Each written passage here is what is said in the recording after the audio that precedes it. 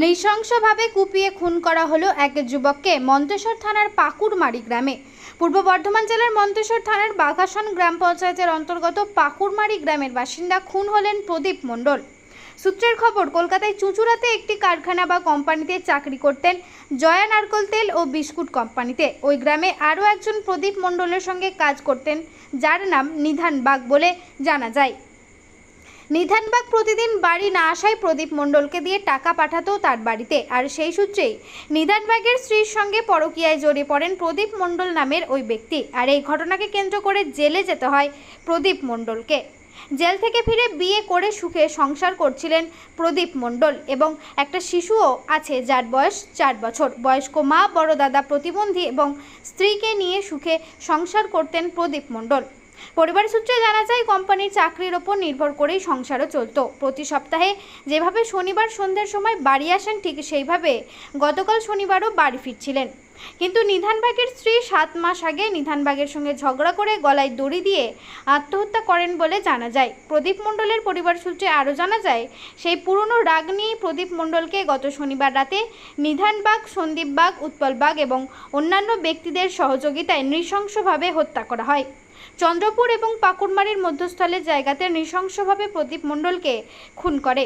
খবর পেয়ে ঘটনাস্থলে দ্রুত গতিতে আসেন মন্তেশ্বর পুলিশ প্রশাসন ও আইসি এবং কাটুয়া থানার আইসি সহ বিশাল পুলিশ বাহিনী এসে মৃত প্রদীপ মণ্ডলকে উদ্ধার করে কাটুয়া হাসপাতালে নিয়ে গেলে সেখানকার চিকিৎসক মৃত বলে ঘোষণা করেন এবং কাটুয়া থানার পুলিশ ময়নাতদন্তের জন্য কাটুয়া মর্গে পাঠান। সেই সঙ্গে জানা গেছে, নিধান বাগকে আটক করেছে কাটুয়া থানার পুলিশ। বাকিদের তল্লাশি চালাচ্ছে কাটুয়া থানার পুলিশ। এই ঘটনায় এলাকায় শোকের ছায়া নেমে এসেছে। মৃত প্রদীপ মণ্ডলের মা, দিদি ও স্থানীয় মানুষজন সাংবাদিকদের কি জানালেন তা আমরা শুনব। কাটতে গেছে কার ছেলে? ওই নিধানের ছেলে দিয়ে বলে, মা আমার অন্যায় হয়ে গেছে, মা আমি আর কোনোদিন করবো না। তাহলে এখন তো সেই সব ঘটনা কিছু হয়নি, মারতে গিয়েছিল, ও তো আর যেত না, ওটা ওর সঙ্গে কোনো ইয়ে ছিল না।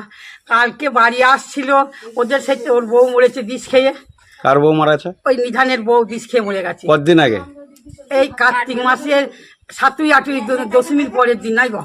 আচ্ছা, তারপর বলুন। দিয়ে সেই ওর বউ বিষ খেয়ে মরে গেছে, দিয়ে বর্ধমানে ভর্তি করেছিল, দিয়ে সেখানে কোথাও বিষ খেয়ে মরেছে। দিয়ে ছেলের বউটাকে শুধিয়েছে, কার জন্য মরেছি? ও বলেছে আমার স্বামীর জন্য মরেছি। আর ও যে দোষ দিল আমার ছেলের, জানো, যে ওর জন্য মরেছে। দিয়ে সেই টার্গেট করেছিল ওকে মারবে বলে। দিয়ে এতদিন মারতে পারিনি, হয়তো রাস্তায় লোক আসতো। কালকে ওদের রাস্তায় কেউ ছিল না, ওদের লোক জনতন করে রেখে দিয়েছিল। মালডাঙাতে ছেলের সঙ্গে গাড়িতে একটা ওদের লোক উঠেছিল, উঠে সেই লোকটা ওর সঙ্গে আমাদের মোড়ে নেমেছে। যে মালডাঙ্গাতে গাড়িতে উঠেছিল ওর নাম জানেন? হ্যাঁ, না জানি না। আচ্ছা, বলুন। তারপর বলুন। ওদেরই লোক ওর সঙ্গে মালদায় চেপেছে, দিয়ে আমাদের মোড়ে এসে নেমেছে। আর ওই বুড়ো রাস্তাটা কদিনে বসে। আপনার কি ধারণা যে ওই ছেলেটা যে নাম বললেন, যার বউ মারা গেছে, ওই মেরেছে? হ্যাঁ, ওকে ও তো কালকে থানায় সিলিন্ডার হয়েছে। আচ্ছা, থানায় হ্যাঁ। পুলিশ এসেছিল? হ্যাঁ, পুলিশ এসেছিল।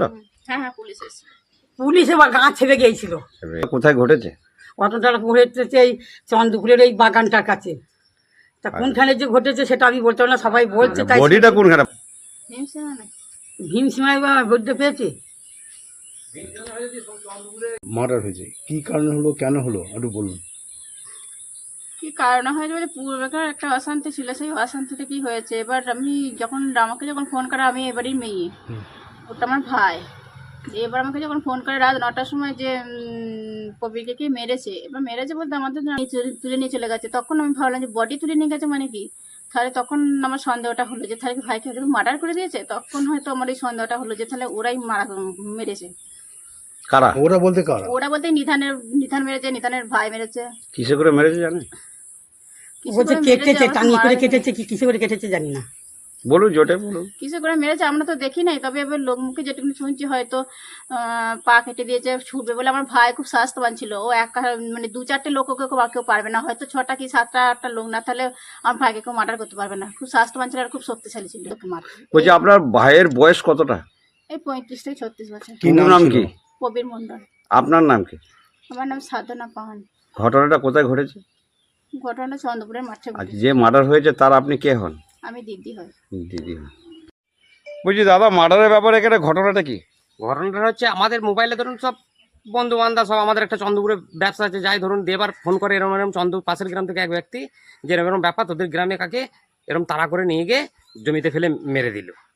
ওরাও এই জিনিসটাই দেখেছে। এবার ওখানে হয়তো চন্দ্রপুরে মোড়ে আরো যারা বসেছিল, কিন্তু তারপর থেকে আমরা যাওয়ার পর থেকে আমরা অতদূর পৌঁছাতে পারিনি, পুলিশ এসে সব ঘিরে ফেলেছে।